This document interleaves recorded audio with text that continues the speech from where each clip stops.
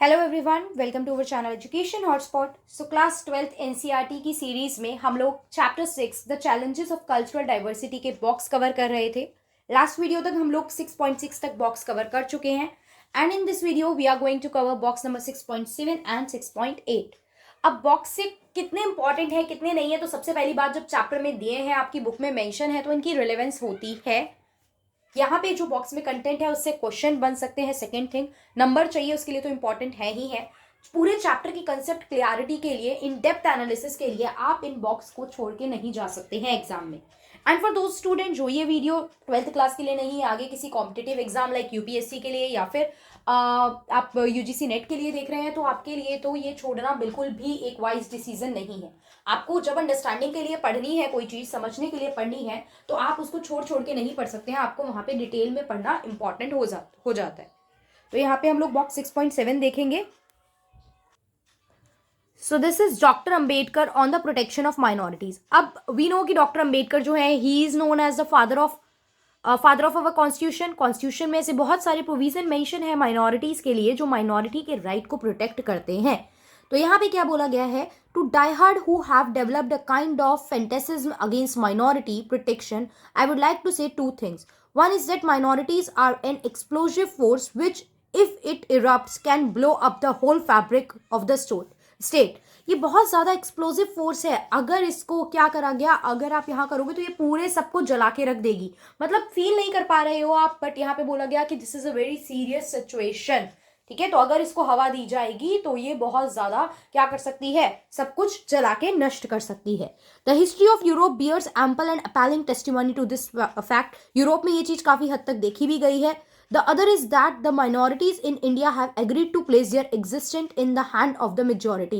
India में minority खुद ही agree हो गई है कि वो मेजोरिटी को अपना सब कुछ सौंप देंगी। दे आर रेडी कि मेजोरिटी ही डिसीजन ले, दे आर रेडी कि मेजोरिटी ही सब कुछ है, वो ही पावर में रहेगी। तो इंडिया में थोड़ा सा माइनॉरिटीज की नेग्लिजेंस, माइनॉरिटीज का अपफ्रंट में ना आना भी थोड़ा सा प्रॉब्लमेटिक बात है। इन द हिस्ट्री ऑफ नेगोशिएशन होता है भाई, मैंने बोला मैं 20 का लगा रही हूँ, आपने बोला नहीं यार 18 का लगा लो, सही से रेट लगा लेते हैं, चलो चलो आप 19 दे दो। तो ये नेगोशिएट करना होता है चीजों को कि चलो आप ये रूल ला रहे हो, नहीं हमें ये प्रोविजन, हमें ये राइट भी चाहिए, हमें डिसीजन मेकिंग में पार्टिसिपेशन भी चाहिए। तो दिस इज द थिंग जिसे हम बोलते हैं नेगोशिएट करना। तो in the history of negotiation for preventing the partition of Ireland, Redmond said to Carson, ask for any safeguard you like to protest in minority but let us have a united Ireland। हमें एक unity, मतलब United word, United country जो है वो यहाँ पे हमें United place चाहिए, एक हमें अलग अलग ग्रुप में बटा हुआ प्लेस नहीं चाहिए।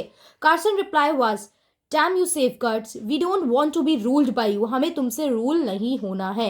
No minority in India has taken this stand. Like वो बता रहा है कि वहां पे क्या हुआ, वहां पे माइनॉरिटी ने डिसीजन लिया कि आपकी मेजोरिटी की हम नहीं चलने देंगे ना, because we are in minority. So it is not the thing कि आप सारे डिसीजन लोगे और आप हमें रूल करोगे।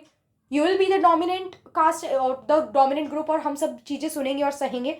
तो ये इंडिया में इस तरीके से किसी भी माइनॉरिटी ने जब टाइम पे स्टैंड लेना था, तो उस टाइम पे बिल्कुल ऑन टाइम अपने लिए स्टैंड, अपने लिए आवाज जो है वो नहीं उठाई। तो ये बात यहाँ पे की गई है 6.7 बॉक्स में। Now we'll look at the box 6.8। Box 6.8 talk about the rights जो कॉन्स्टिट्यूशन में लिखे हैं रिगार्डिंग द माइनॉरिटी। ये कॉन्स्टिट्यूशनल राइट है। आपने अगर 11th क्लास में पॉलिटी पढ़ी है तो आपने इन राइट्स के बारे में प्रॉपर पढ़ा भी होगा। ये राइट जो है हमारा कॉन्स्टिट्यूशन माइनॉरिटीज को देता है। These are the fundamental right जो आर्टिकल 29 और आर्टिकल 30 में मेंशन है। एक बार पढ़ के प्रॉपर इनको देख लेते हैं कि ये क्या राइट है।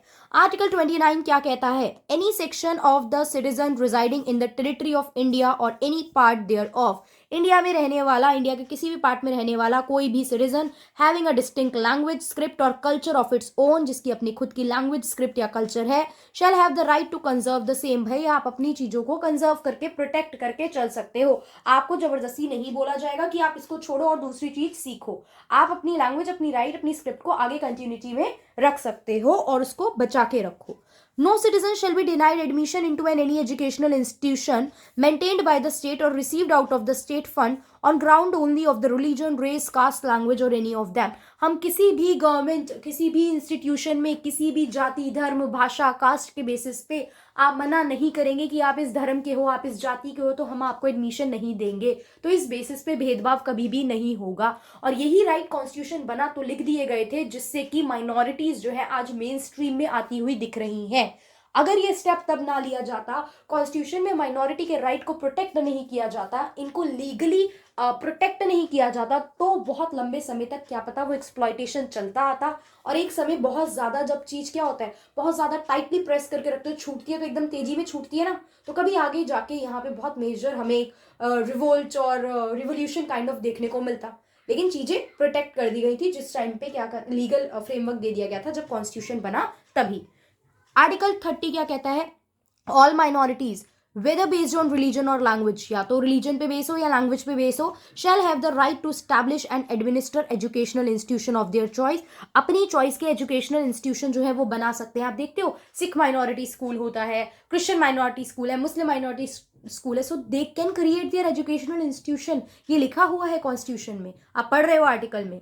The state shall not, in granting aid to educational institution, discriminate against any educational institution on the ground that it is under the management of minority। अब स्टेट डिस्क्रिमिनेट नहीं करेगा कि क्योंकि ये स्कूल माइनॉरिटी के under आता है तो हम इनके अलग प्रोविजन चलाएंगे और बाकी स्कूलों के अलग प्रोविजन। स्टेट मतलब गवर्नमेंट। आपको पता होना चाहिए कि पॉलिटिकली अगर हम बात करें ना, तो पॉलिटिकली इंडिया को कहीं भी कंट्री नहीं लिखा है। यहाँ पे हर जगह क्या वर्ड मेंशन है? State. So when I am saying state, it is not UP, MP और राजस्थान समथिंग, इट इज मतलब I am talking about India here. तो ये चीज ध्यान रखनी है। तो कंट्री यानी आपकी गवर्नमेंट जो है, स्टेट जो है वो पार्टिसिपेट नहीं करेगी, डिस्क्रिमिनेट नहीं करेगी इस बेसिस पे कि ये जो स्कूल है, ये जो इंस्टीट्यूशन है, ये कोई माइनॉरिटी ग्रुप से बिलोंग करता है।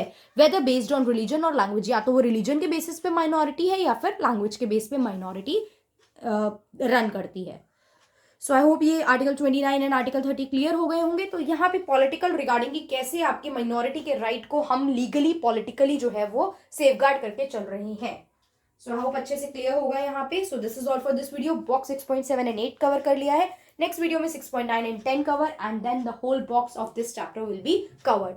ठीक है, ऑलरेडी चैप्टर की विद नोट्स वीडियो अवेलेबल है, स्टडी एनसीईआरटी अवेलेबल है, एमसीक्यू इसके नहीं है, मैं अपलोड कर दूंगी, देखती हूँ, बाकी चैप्टर्स के हैं। और आपके पास बॉक्स डिटेलिंग की सारी वीडियोस भी अवेलेबल हो जाएंगी।